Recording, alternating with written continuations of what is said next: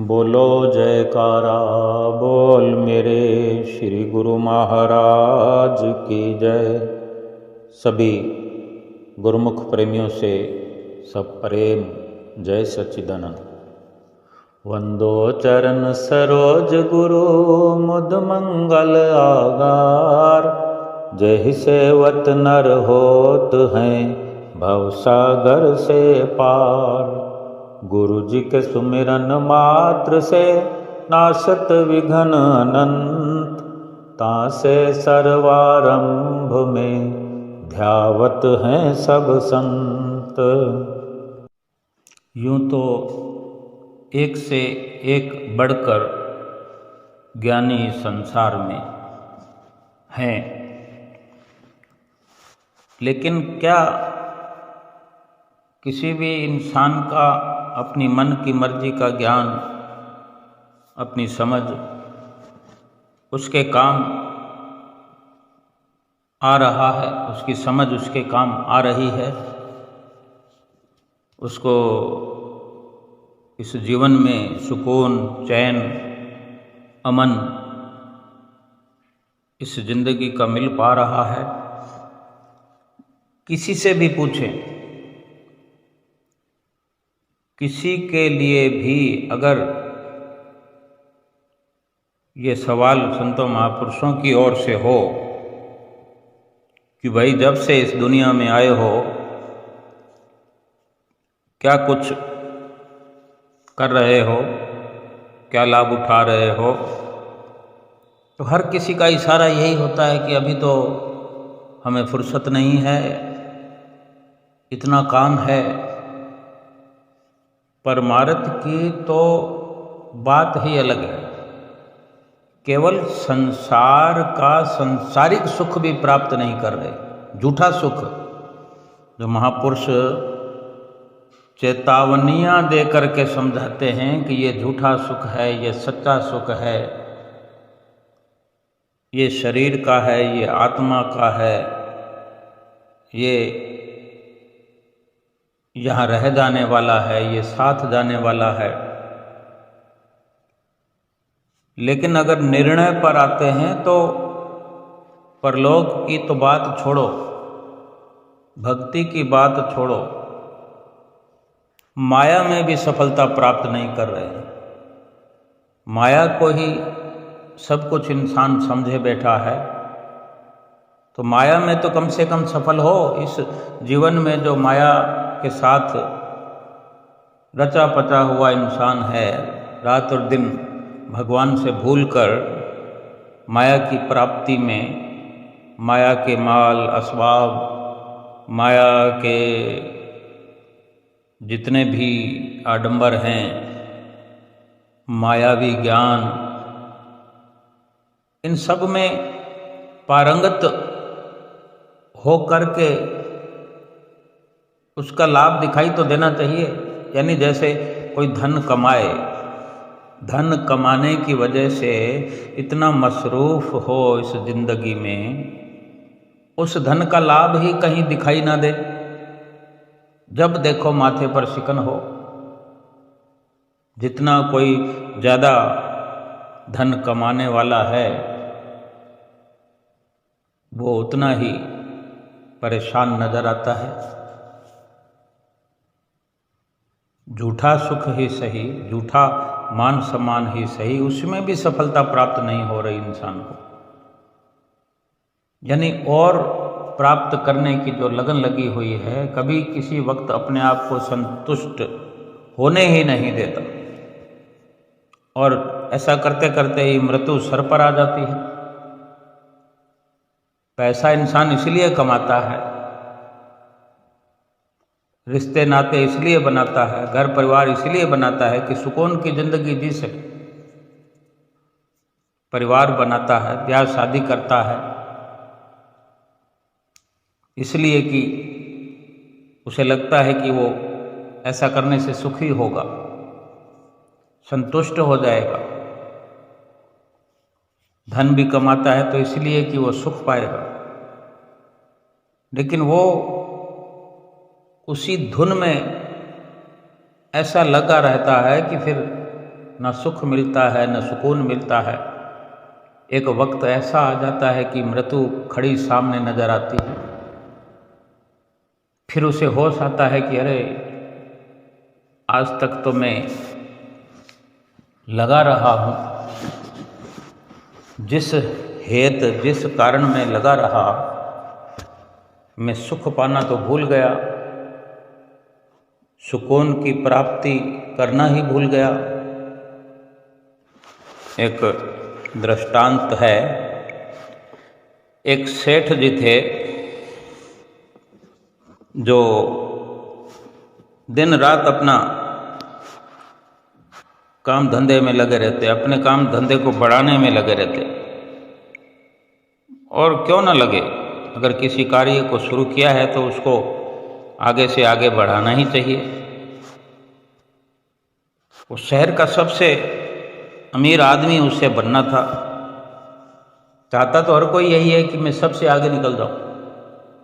धन कमाने लगता है तो धन की कमाई की ऐसी होड़ लग जाती है उसके रोम रोम में कि मैं सबसे धनी बन जाऊं। मित्रों कुटुंबियों की संख्या बढ़ाने लगता है तो वो ऐसी होड़ में फंस जाता है कि मैं रावण से भी अलग, कौरवों से भी अलग अव्वल गिनती में आऊं, इतना मेरा बड़ा परिवार हो जाए। इसी प्रकार सारी बातों का सिलसिला लेकर के हर कोई चलता है। और वो जो सेठ सबसे धनी आदमी बनना चाहता, शहर का अमीर बनना चाहता था, धीरे धीरे ही सही पर वो उस शहर का, जिस शहर में वो रहता था, नगर में रहता था, उस नगर का सबसे बड़ा सेठ बन गया। अब इस सफलता की खुशी में उसने बहुत बड़ा बंगला बनवाया, शानदार आलीशान,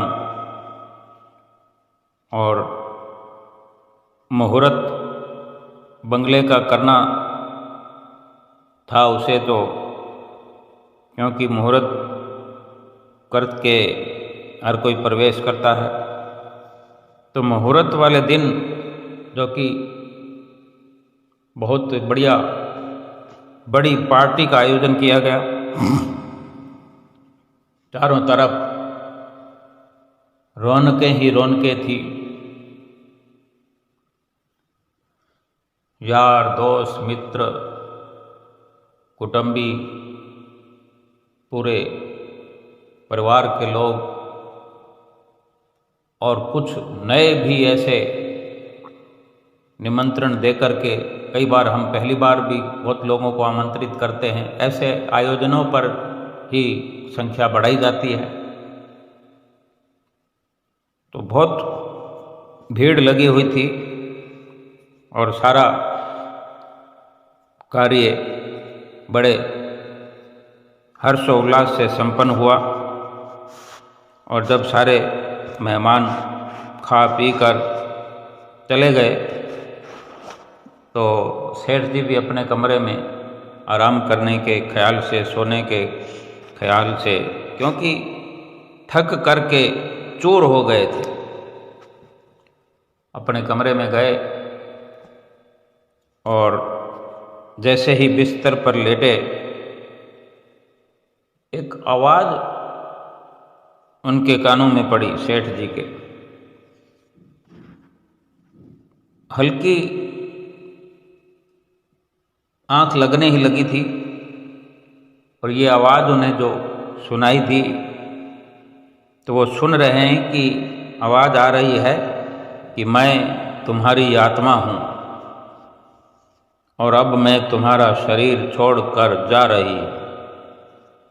बस ये सुनना था कि सेठ जी घबराकर उठ बैठे और बोले, अरे तुम ऐसा नहीं कर सकती, तुम्हारे बिना तो मैं मर ही जाऊंगा। देखो, मैंने कई वर्षों के तन तोड़ परिश्रम के बाद अपने खून पसीने की गाढ़ी कमाई को, जो कि मैंने शरीर को तोड़ तोड़ करके कमाया सारा जीवन, और उसी पैसे को मैंने खर्च किया और ये बंगला बनवाया आलीशान, अभी तो इसमें एक रात भी नहीं गुजारी है, इतनी सफलता मैंने प्राप्त की है। और अब ऐश परस्ती का वक्त आया है और ऐसा आलीशान बंगला बनाया है जो 100 साल तक मरम्मत की भी जरूरत नहीं पड़ेगी। ऐसा मजबूत मकान मैंने बनाया है और एक मकान में ही, इस बंगले में ही कई प्रकार के सुख हैं। और बड़े बड़े धनवानों के मकानों में ही कहने को मकान होते हैं, वो तो एक छोटा सा गांव बसा देते हैं अपने घर में, सारी सुख सुविधा से भरपूर होते हैं उनके बंगले। तो वो आत्मा से कह रहा है सेठ कि ये सब मैंने तुम्हारे लिए बनाया, ये दुहाई दे रहा है, अपने जीवन की भीख मांग रहा है, आत्मा से कह रहा है कि ये जो भी मैंने किया है जीवन भर, ये तुम्हारे लिए किया है, ये मकान तुम्हारे लिए बनाया है, तो मत जाओ यहां से। तब आत्मा बोलती है कि ये घर मेरे लिए नहीं है, मैं कब ईंटों पत्थरों के मकानों में रहती हूं भला, मेरा घर तो तुम्हारा शरीर था, जब तक मैं तुम्हारे शरीर रूपी घर में रही, मेरा शरीर, तुम्हारा शरीर ही मेरा घर था, और तुम्हारे शरीर की स्वास्थ्य, तुम्हारे शरीर की स्वस्थता मेरे शरीर रूपी घर की मजबूती थी। किंतु करोड़ों कमाने के चक्कर में तुमने इसके शरीर के रख रखाव की भी परवाह नहीं की कभी। मौज मस्ती के, शौक के, जैसे हर प्रकार के शौक के सामान घर में हम ले आते हैं, लेकिन उसको यूज करने का समय नहीं होता। तो आत्मा कह रही है कि मौज मस्ती के, शौक के कबाड़ तुम इकट्ठे करते रहे, पर इस शरीर रूपी मकान को मजबूती देने का कोई काम नहीं किया, इसकी मजबूती पर कोई ध्यान नहीं दिया। तुम्हारी गैर जिम्मेदारी ने इस अनमोल शरीर का नाश कर डाला। आत्मा ने स्पष्ट कह दिया कि अब तुम्हारे शरीर में ब्लड प्रेशर, शुगर, थायराइड, मोटापा, कभी कमर दर्द, कभी घुटने दर्द, कभी जुखाम, कभी खांसी, कभी बलगम, यानी कौन कौन सी बीमारियां तुम्हें नहीं लगी हुई तुम्हारे शरीर को। इन सभी बीमारियों ने घेर लिया है शरीर को। अब तो तुम ठीक से चल भी नहीं पाते, रात को तुम्हें नींद नहीं आती, कभी भी तुम्हें हार्ट अटैक आ जाए, जाने क्या क्या सोचते रहते हो। सोने के लिए बिस्तर पर लेटते हो तो तुम्हें नींद नहीं आती, न तुम्हें सुकून है, न चैन है। ये शरीर तुम्हारा बीमारियों का घर बन चुका है। अब तुम बताओ कि क्या तुम ऐसे किसी खंडहर जैसे मकान में रहना पसंद करोगे, जिसके चारों ओर कमज़ोर और कभी भी गिर जाने वाली दीवारें हो, जिस मकान का ढांचा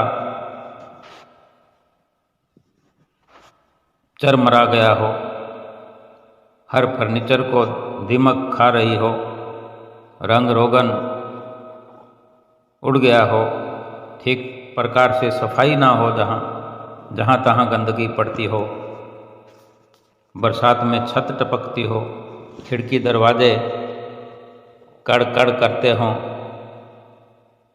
क्या रहना चाहोगे ऐसे मकान में? इसलिए मैं भी अब ऐसे शरीर से जा रही हूँ। इतनी बातें सुनते हुए सेठ बहुत ही पश्चाताप की आग में जल रहा, कांप रहा, और आत्मा को कैसे रोके? आत्मा को रोकने का उसमें साहस नहीं, कोई ताकत नहीं। और ऐसे गहरी सांस लेते हुए आत्मा शरीर से निकल पड़ी और सेठ का शरीर रूपी बंगला पड़ा रह गया। नया बंगला बनवाया था शरीर को रखने के लिए, लेकिन शरीर रूपी बंगला पड़ा रहेगा, धराशायी हो गया। ये कहानी है, दृष्टांत है, कितनी सच्चाई है। हम किस प्रकार की सच्चाई को सुनना चाहते हैं? क्या हम आत्मा को कहना चाहते हैं?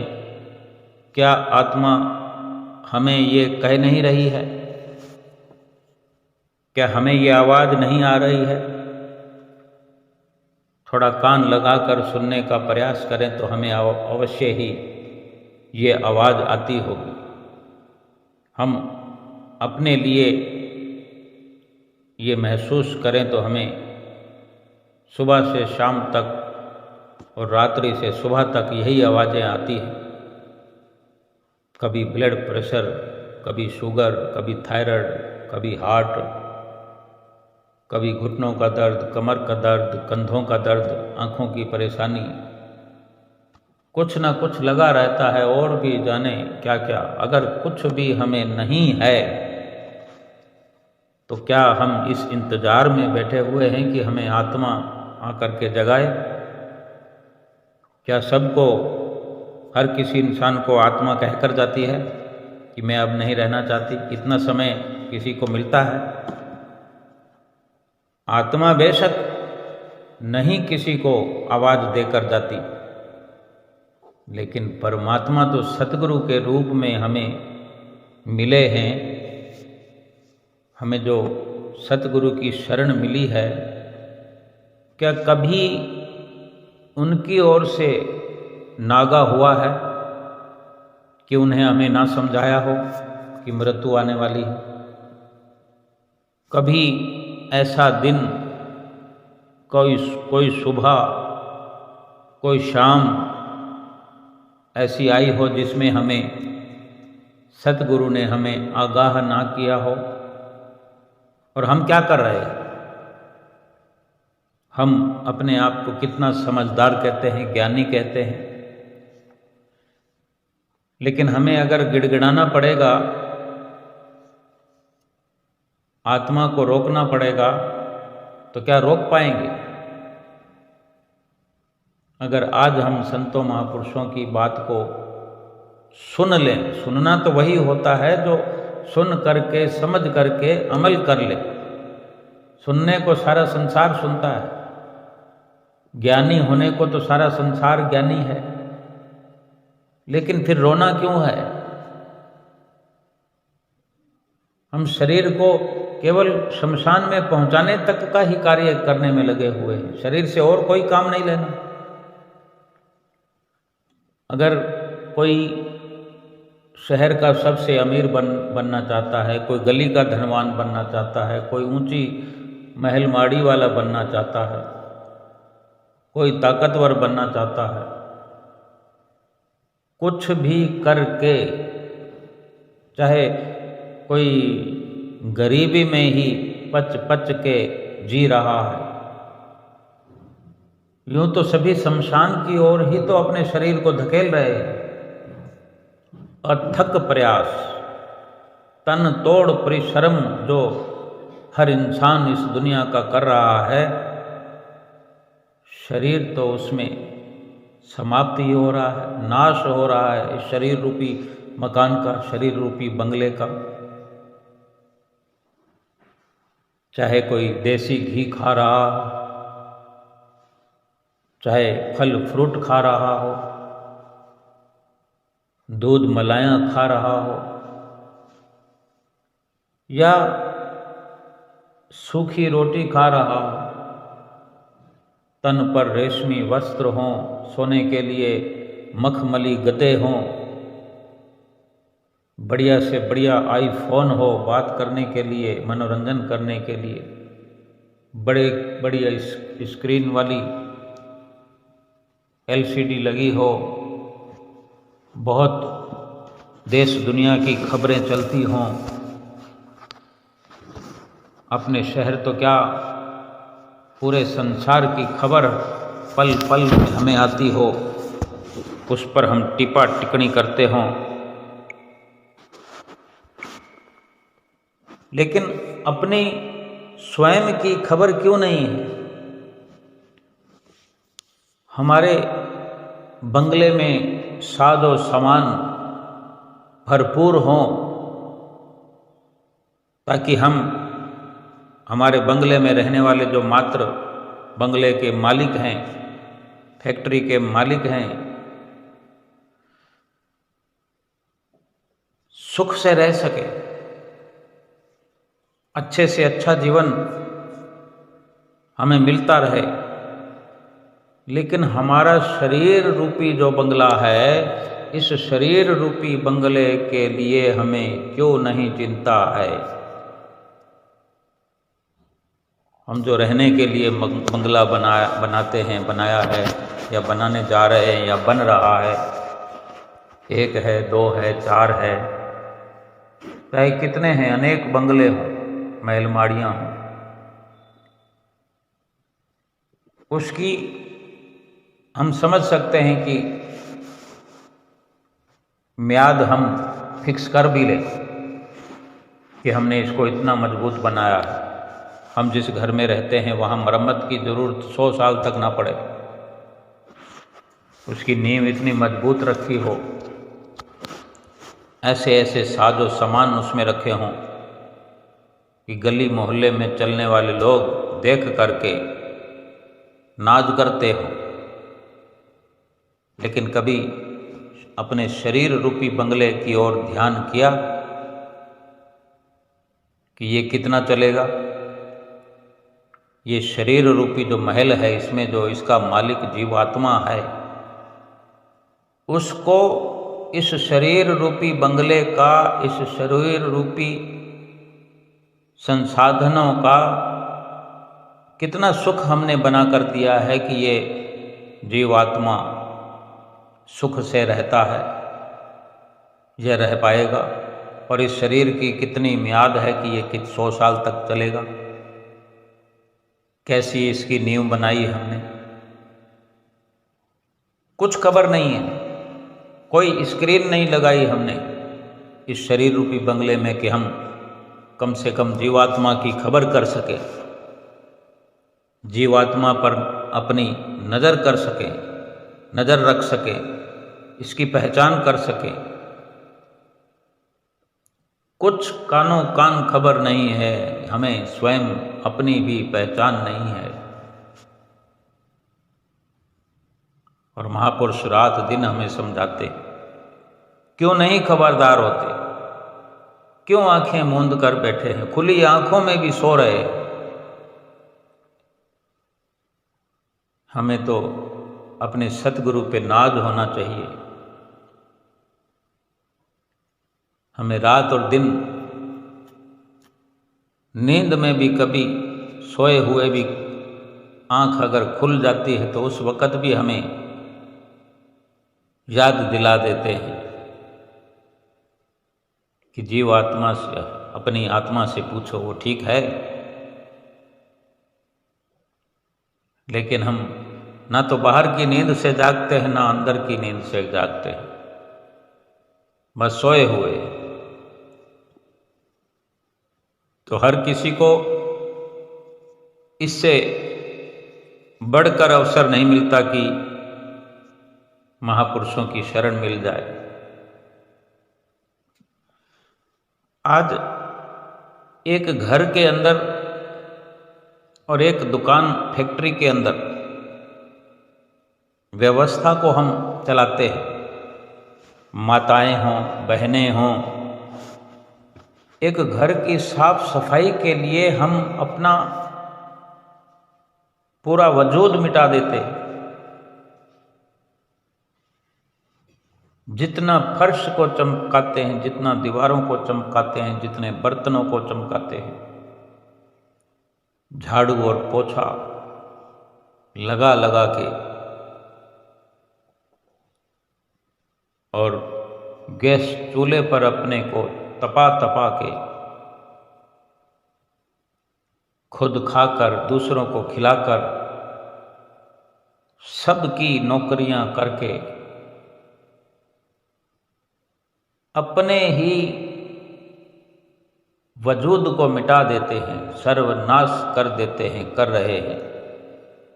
आद से नहीं जुगाद से ये सिलसिला चलता चला आ रहा है।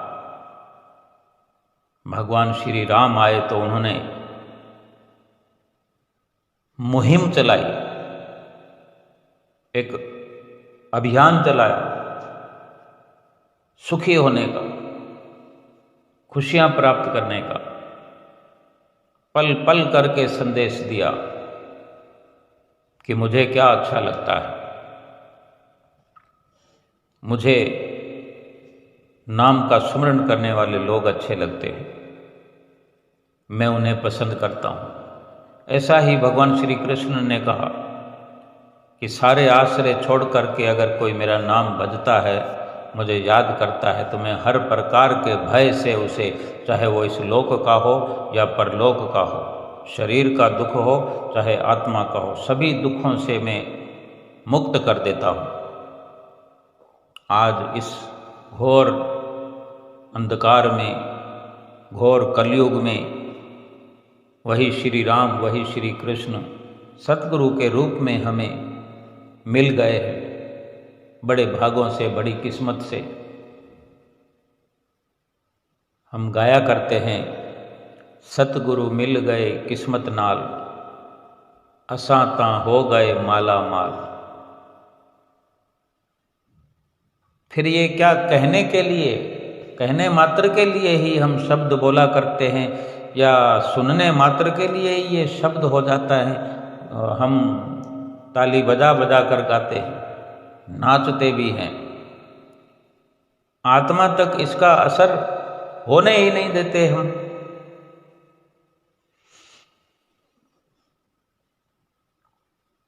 जिस घर के अंदर साफ सफाई हम करते हैं, आज का एक ट्रेड चल रहा है कि हर किसी घर के अंदर सुबह सवेरे साफ सफाई का सिलसिला चलता है। भगवान का कीर्तन करने के लिए अधिकतर एक फॉर्मेलिटीज बेशक हो जाए, लेकिन सांसारिक कार्यों का महत्व होता है।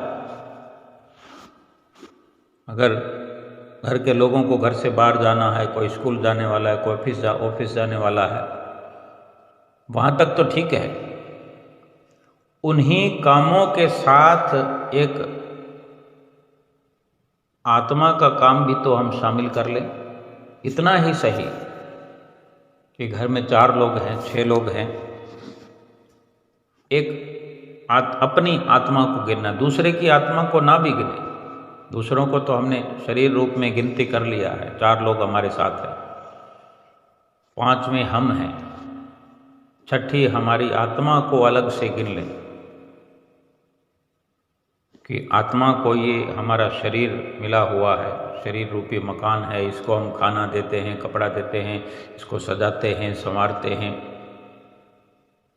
लेकिन आत्मा के लिए क्या कर रहे हैं? समय नहीं है।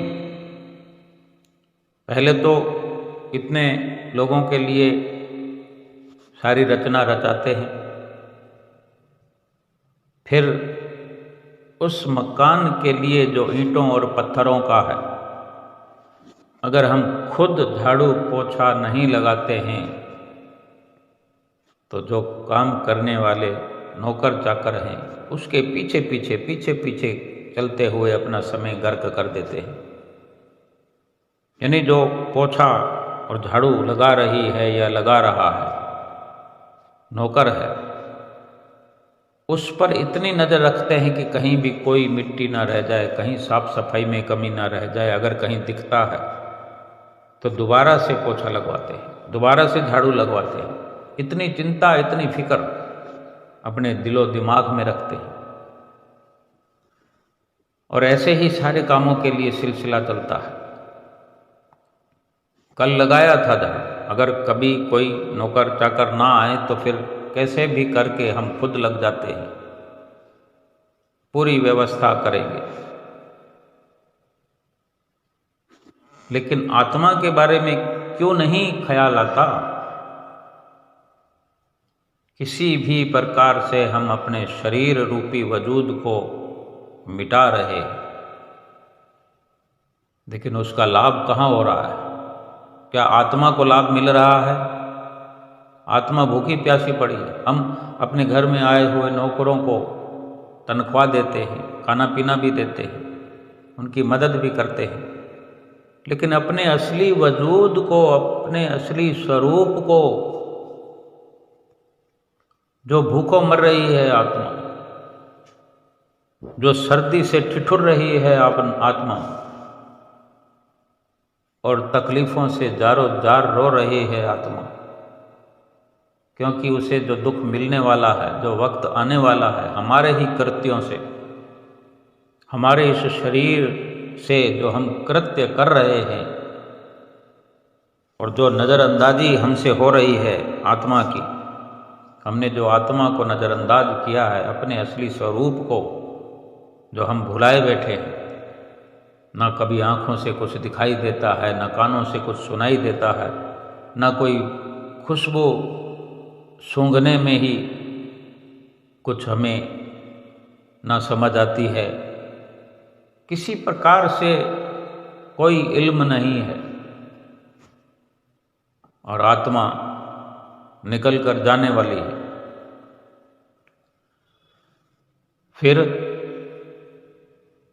फिर सोचो कि वो घड़ी आ गई है, वो घड़ी तो आने ही वाली है।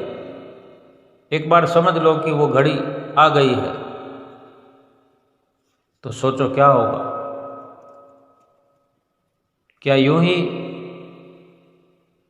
जाने दिया जाएगा आत्मा को? लेकिन अगर उसने पूछ लिया, कुछ कह दिया, आत्मा ने कुछ संदेश दे दिया, भी तुमने कुछ किया नहीं जीवन भर, फिर क्या अपना लेखा जोखा दिखाएगा ये इंसान? यही दिखाएगा कि मैंने बंगला बनाया था, ऐसा मजबूत बंगला बनाया है, पूरा सीमेंटेड है, बहुत बढ़िया बढ़िया इसमें कारीगरी है, कलाकारी है, मीनाकारी है, बहुत बैंक बैलेंस बनाया था जीवन भर, बहुत अच्छे से अच्छा फर्नीचर लगाया था। अब तो तुम नहीं जा सकती। क्या आत्मा हमारी बात मानेगी? लेकिन एक सवाल हम अपने आप से पूछ सकते हैं कि यहाँ आए किस लिए थे? इस जीवन में क्या लेने के लिए आए थे? ये बंगले बनाने के लिए आए थे? किसने कहा था? किसके लिए बनाए?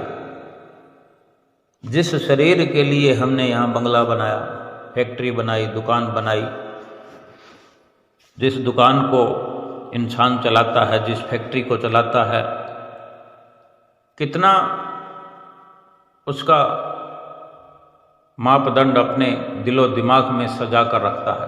रात को सोते सोते वो भी हिसाब लगाता है, कौन सा माल आने वाला है, कौन सा माल जाने वाला है या जा चुका है, कितना पेमेंट देना है, कितना पेमेंट आना है। वो कभी कैलकुलेटर सोए सोए ही मोबाइल उठाकर हिसाब लगाने लगता है। आज तो मोबाइल का जो युग आया है, सदुपयोग करें तो सदुपयोग होता चला जाएगा। इसी मोबाइल में भगवान के दर्शन होते हैं, इसी मोबाइल में सत्संग सुनने का अवसर मिलता है, लेकिन कितना सदुपयोग करते हैं, कितने इंसान सदुपयोग कर रहे हैं, मगर नहीं तो दुरुपयोग तो हो ही रहा। कितना धन आया, कितना धन गया, कितना आएगा, कितना जाएगा, कहाँ नफा हुआ, कहाँ नुकसान हुआ। आधी रात कोई ख्याल आ गया, नींद थोड़ी सी खुल गई तो मोबाइल निकाल के 1 मिनट, आधा मिनट, चाहे 2 मिनट आँख खुली, पूरी तरह से नहीं खुली तो भी उसको थोड़ा सा चला करके फिर रख देते। फिर नींद आनी भी हो तो फिर नहीं आती। यानी इतना नशा सवार है शरीर के कारोबार का। और जो शरीर के अंदर असली मालिक बैठा है, उसकी खबर नहीं, उसका हिसाब किताब नहीं है। इसी मोबाइल में सत्संग है, सतगुरु का दर्शन है, एक से एक सत्संग के शब्द भरे पड़े हैं इसी मोबाइल के अंदर। वो इसलिए है कि रात और दिन इसी मोबाइल से सत्संग सुना जाए या दर्शन किए जाए। नहीं, ये कभी राह चलते या कभी एकांत में बैठे, कभी भी मन करे तो कम से कम मोबाइल तो हमारे पास है ही, कुछ भी सुन सकते। हमारे श्री दरबार का, श्री आनंदपुर धाम का, श्री प्रयाग धाम का ऐप है, उसमें रोज डेली 2 सत्संग आते हैं। रोज के रोज श्री गुरु महाराज जी विराजमान सिंहासन पर होते हैं श्री दर्शन हाल में, और सुबह सुबह श्री आरती मंदिर में विराजमान होते हैं। श्री आरती के बाद सत्संग होता है, 7-8 मिनट का, 6 मिनट का, कभी 10 मिनट का सत्संग होता है श्री आरती मंदिर में। शाम को दर्शन हाल में 10 मिनट का, 12 मिनट का, कभी 15 मिनट का सत्संग होता है। ये 2 सत्संग रोज होते हैं। पहली प्राथमिकता है कि रोज का रोज देखें, सुने और अमल करने का अभ्यास बना हो कि मेरे सतगुरु का क्या फरमान है। ये सदुपयोग है। कितने ही स्वरूप श्री गुरु महाराज जी के मोबाइल में देखने को मिल जाते हैं। पहली पातशाही गुरु महाराज जी का, दूसरी पातशाही गुरु महाराज जी का, तीसरी पातशाही गुरु महाराज जी का, चौथी पातशाही गुरु महाराज जी का, पंचम पातशाही गुरु महाराज जी का, हुजूर छठी पातशाही गुरु महाराज जी का।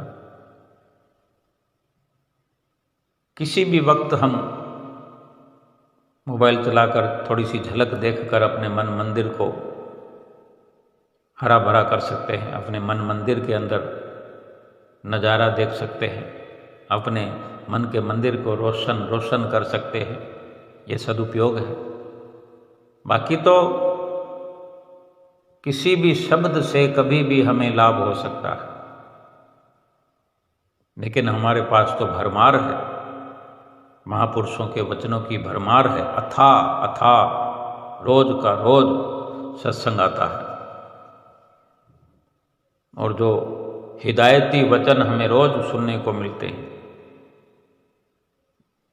सारे संसार का जो हिसाब करते हैं वो मना थोड़ी करते हैं महापुरुष।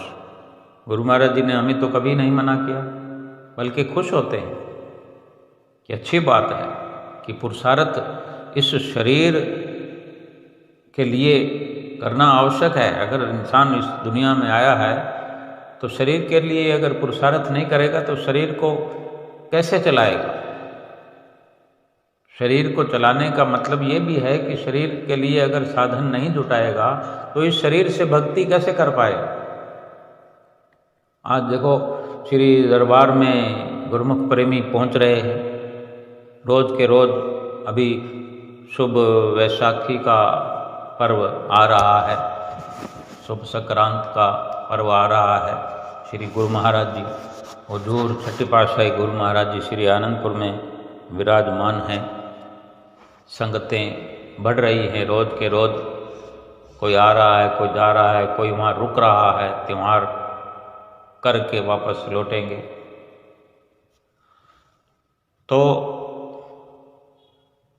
ये जो अवसर गुरुमुख प्रेमी प्राप्त कर रहे हैं, तो शरीर से ये साधन जुटाते हैं, मेहनत करते हैं, अपने अपने स्तर पर रुपया पैसा कमाते हैं,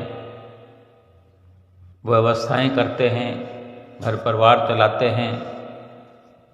तो ये तो जरूरी है, लेकिन ये क्यों भूल जाते हैं कि शरीर से, इसी शरीर से आत्मा का कल्याण भी होना है। बल्कि आत्मा के कल्याण के लिए ही केवल ये शरीर मनुष्य का हमें मिला हुआ है। लेकिन मनुष्य जन्म अगर पाया है तो मनुष्य जन्म के, मनुष्य शरीर के लिए तो यत्न करना ही करना। जब हम घर से जाते हैं तो क्या कुछ नहीं लगता, शरीर का स्वस्थ होना जरूरी है, जेब में पैसा होना जरूरी है, हमारी मानसिकता मजबूत होना जरूरी है। सभी तन मन धन लगता है तो श्री दर्शनों की सुविधा हमें प्राप्त होती है। लेकिन केवल यहाँ तक ही सीमित होकर रह जाएं कि शरीर को स्वस्थ रखना है, तो क्या कोई आज तक रख पाया है? शरीर को स्वस्थ इसलिए रखना है कि स्वस्थ शरीर से 5 नियमों की पालना बेहतर से बेहतर कर सके। श्री आरती, पूजा, सेवा, सत्संग, सुमरन, दर्शन, ध्यान, श्रद्धा सहित जो नित्य करे निश्चय हो कल्याण। सब कुछ करते हुए अगर आत्मा की हम जानकारी रखते हैं, आत्मा का कल्याण करने की फिक्र रखते हैं, फिक्र करते हैं, फिर शरीर चाहे कमजोर हो रहा है तो क्या हुआ, विनाश की ओर जा रहा है तो क्या हुआ। संसार में ऐसी कौन सी वस्तु है जो अविनाशी है, जिसका नाश नहीं होता। सभी वस्तुएं विनाश की ओर ही तो चल रही है। एक ही वस्तु है, एक ही चीज है जो अविनाशी है, आत्मा, जो कि अविनाशी है। और ये शरीर तो विनाश की ओर पल पल करके बढ़ रहा है। अब ये कितना गैर जिम्मेदाराना हमारा रवैया हो रहा है कि अगर हम शरीर की फिक्र करें, शरीर के लिए संसाधन बनाएं, शरीर को विनाश की ओर ले जाएं, और जीवात्मा जिसका विनाश होता ही नहीं है, कुदरती तो नियम ही नहीं है विनाश होने का, लेकिन हम विनाश करने में लगे हुए हैं। शरीर का जो केवल विनाश हम करते हैं तो साथ में आत्मा का भी विनाश करने का हम पूरा प्रयास करते हैं। ये जो शरीर मनुष्य शरीर छोड़कर आत्मा अगर 84 लाख योनियों में जाती है तो फिर हमने तो विनाश कर दिया। मनुष्य से चलकर हम जानवरों में पहुंच गए तो फिर इससे बड़ा विनाश और क्या होगा। हमने अपनी ही आत्मा को 84 लाख योनियों की गर्त में डाल दिया। क्या कोई चाहेगा कि मैं जानवर बन जाऊं? क्या किसी गहरे खड्डे में, किसी खाई में जाके गिर जाऊं?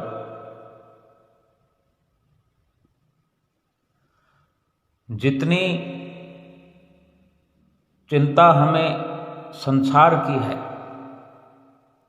जितना प्यार संसार से, कुटुंब से, संसार के सामानों से, उतना अगर आत्मा की चिंता कर लें, परमात्मा की चिंता कर लें, चिंतन कर लें, प्यार कर लें, किसी भी प्रकार से हम अपनी आत्मा के कल्याण में लग जाएं। अपनी आत्मा के कल्याण के लिए कम से कम इतना तो हम कर ही सकते हैं कि घर में 5 लोग अगर हैं तो छठा हम अपने आत्म स्वरूप को गिनती में रख लें। पहले नंबर पर नहीं रखें तो अंतिम नंबर पर ही रख लें, लेकिन आत्मा की सदस्यता को स्वीकार करें। जितना प्रेम 5 लोगों में है उतना हम अपनी आत्मा से कर लें या परमात्मा से कर लें। जितना कार्य हम बाकी 5 लोगों के लिए करते हैं उतना ही कार्य, यानी उतना समय ही हम अपनी आत्मा के लिए निकालें। 24 घंटों में अगर 20 घंटे हम 5 लोगों के निकालते हैं, 5 लोगों के लिए अगर 20 घंटे हम खर्च करते हैं तो छठा नंबर में रखा हुआ इस आत्मा को है तो 4 घंटे इसी के लिए भी लगा दें। बराबर 6 चौक 24 हो गए। 6 जने हम हो गए तो सबके लिए 4-4 घंटे समय हो गया। आत्मा को अब क्या देना है? बाकी 5 लोगों के लिए अगर 4-4 घंटे अगर खर्च किए तो देखो उनमें सारा काम ही आता है, नींद भी सारा कुछ आ गया। इसको और तरीके से भी हम अपने हिसाब से समझ सकते हैं। रात को अलग निकाल दें, 12 घंटों का हिसाब ही कर लें तो 2-2 घंटे हो गए, तो चलो 2 घंटे निकाल लें। लेकिन 12 घंटे कोई सोता नहीं है, यानी 10% अगर समय का 24 घंटे में 2 घंटे 40 मिनट भी अगर निकाल लें आत्मा के लिए, मतलब निकालना है जैसे बाकी सब के लिए निकाला है। अगर घर में 3 ही लोग हैं तो और भी ज़्यादा समय निकलेगा। लेकिन जो जितना खाली है वो उतना ही संसार में लगा हुआ है, अधिक उतना ही वो आत्मा को भूला हुआ है, परमात्मा को भूला हुआ है, सिमरन को भूला हुआ है। हमें रोज नित्य प्रति श्री गुरु महाराज जी समझाते हैं, सुनाते हैं, हिदायत करते हैं। 2 घंटे भजन अभ्यास नित्य प्रति करना है, 5 नियमों की पालना नित्य प्रति करनी है। 3-4 घंटे का काम है, 4 घंटे करें तो बहुत बेहतर है, नहीं तो 2.5-3 घंटे तो करना ही करना है। महापुरुषों के वचन भी हैं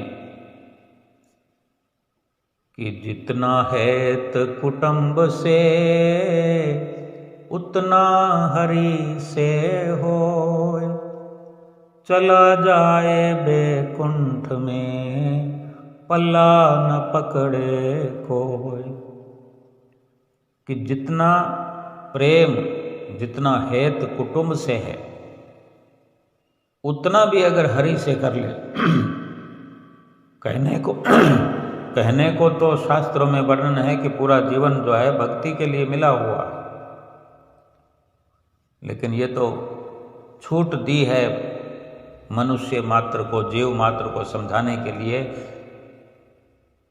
सुविधाजनक स्थिति इस जीव की बनाने के लिए कि आराम से थोड़ा समय भगवान के लिए निकाल सके, आत्मा के लिए निकाल सके। और इसी को समझाते हुए कि जितना परिवार से प्रेम है, अगर उतना भी अगर प्रभु से कर लें, प्रभु को अपने लाइन में कर लें, आत्मा को गिन लें या परमात्मा को गिन लें, एक सदस्य की गिनती में गिन लें और उतना समय दें अपनी आत्मा के लिए, परमात्मा के लिए, एक ही बात है। तो महापुरुष फरमाते हैं कि उतना हेत भी कुटुंब के जितना भी अगर कर लिया तो बैकुंठ में यूं चला जाएगा कि कोई पल्ला भी खींचने वाला नहीं होगा, भाई तू किधर जा रहा है, कोई रोक नहीं सकता। लेकिन इतना तो करना ही पड़ेगा। जैसे श्री गुरु महाराज जी हमारे सदा सदा समझाते हैं कि कोई भी 2 घंटे सुमरन करने में किसी प्रकार की कोताही ना बरते, हर किसी के लिए जरूरी है।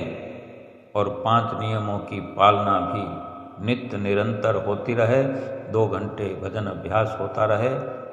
ये लोक भी सुखी हो जाएगा, परलोक भी सुहेला हो जाएगा और सतगुरु की प्रसन्नता प्राप्त करके बैकुंठ में चला जाएगा। बोलो जयकारा बोल मेरे श्री गुरु महाराज की जय।